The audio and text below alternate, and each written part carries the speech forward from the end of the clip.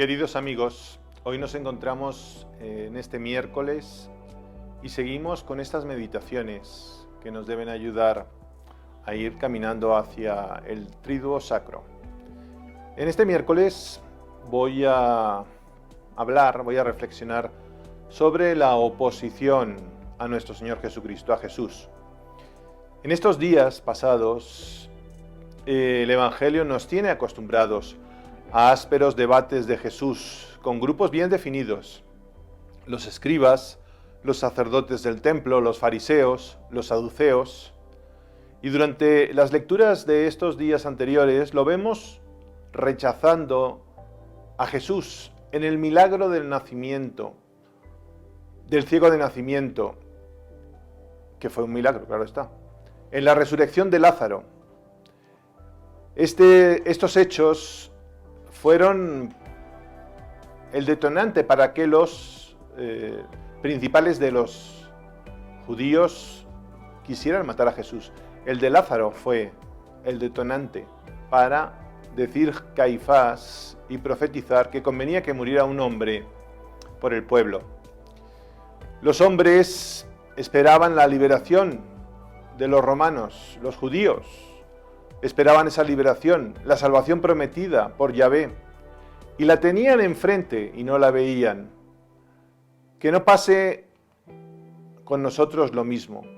Pero la oposición a Jesús se agudiza al acercarse la Pascua, el día de la liberación del pueblo, que recordaban ellos, esa liberación de Egipto, es cuando empieza el principio del fin de Jesús, de ese camino apostólico. Después de ser tratado en el desierto, vemos cómo se dirige a su casa, porque no fue en estos últimos días cuando se opusieron a Jesús. Desde el principio ya se estaban oponiendo. Vienen las tentaciones, se va a su pueblo, entra en la sinagoga durante ese sábado, y Lucas nos dice que Jesús realizó una lectura de las Escrituras y alegó ser la realización de la profecía que contenía esa lectura de Isaías. Y los suyos quisieron despeñarle. El público que acudió a la sinagoga quería alejarse de ese hombre que no lo acababan de comprender, porque era un hijo de Nazaret. Había nacido allí, lo conocían y lo descalificaron. No hicieron ningún esfuerzo por desmontar con algún razonamiento lo que Jesús decía. Fue una desautorización personal. Conocían a su familia, conocían sus antecedentes y por tanto se consideraron a sí mismos suficientemente cualificados para juzgar a priori. Cuando pienso en la vida de Jesús, que es un modelo y un referente en mi vida, me pregunto las veces en que me han desautorizado porque soy una persona muy normal. ¿Cuántas veces dentro de nuestra propia familia nos desautorizan? ¿En cuántas ocasiones alguna persona me puede decir que le cuesta dar testimonio en su casa porque la desautorizan? Tú nos vas a enseñar, muchas veces se escucha. Pero también, por otra parte, ¿cuántas veces yo soy el que desautoriza lo que dice el otro porque lo tengo etiquetado? Decía Amado Nervo que oír con paciencia es mayor caridad que dar. Hay un momento clave de este rechazo y dar las espaldas a Jesús, en el milagro, por ejemplo, de la multiplicación de los panes. Un milagro apoteósico, como lo sería la resurrección de Lázaro. Y sin embargo, esos dos milagros son un poco especiales. En el milagro de Lázaro veíamos cómo Caifás decide que hay que matar a Jesús. En el milagro de los panes, que es una profecía de la Eucaristía, vemos cómo después de ese milagro Jesucristo se reúnen con los apóstoles y con los discípulos y les dice: quien no come mi carne no tendrá vida eterna.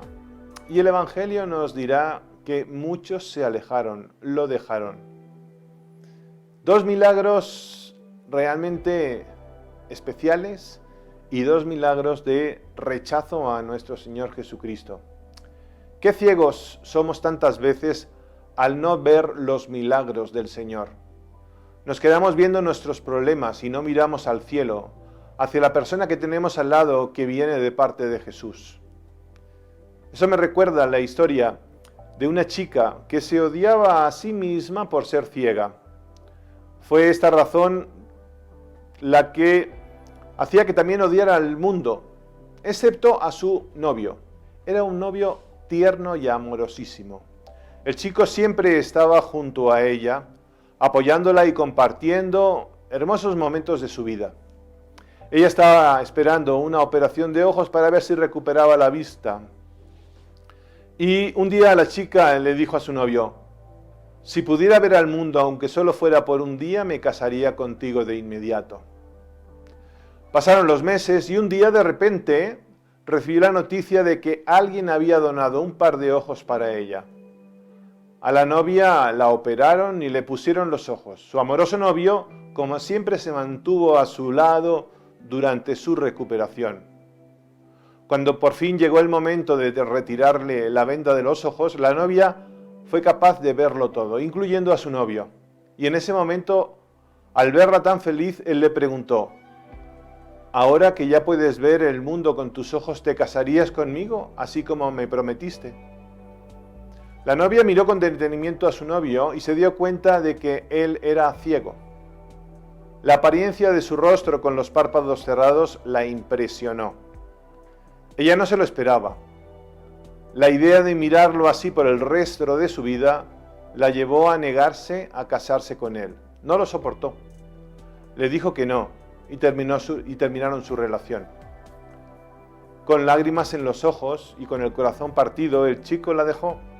Y días más tarde le escribió una carta diciendo: cuida bien de tus ojos, mi amor, porque antes de ser tuyos, fueron míos. Jesús hacía el bien y encontraba rechazo. Rechazado por su familia y por Nazaret. Rechazado por los representantes de Yahvé, por los romanos. Por el pueblo que su padre sacó de la esclavitud. Por los Judas, que lo traiciona porque no comprende el programa que tiene Jesús. Por el mal ladrón que continúa en su ceguera y pecado. Yo creo que esto nos lleva a dos conclusiones. La primera podría ser que las autoridades de Israel fueron infieles a su misión. El pueblo de Israel fue infiel a la promesa que Dios les había pedido cuando salieron de Egipto. Con todo lo explicado anteriormente, es fácil comprender que las autoridades de Israel se opusieran a nuestro Señor Jesucristo. La razón es que se habían alejado de Dios, le servían solo exteriormente. Cuando nosotros solamente creemos en un Dios teórico, no real, de carne y hueso y un poco de pescuezo, no le seguimos. Sus palabras son teoría, pero no son vida. Las autoridades de Israel tuvieron una especial responsabilidad en el mismo rechazo a Jesús por parte del pueblo elegido. El nuevo pueblo de Dios se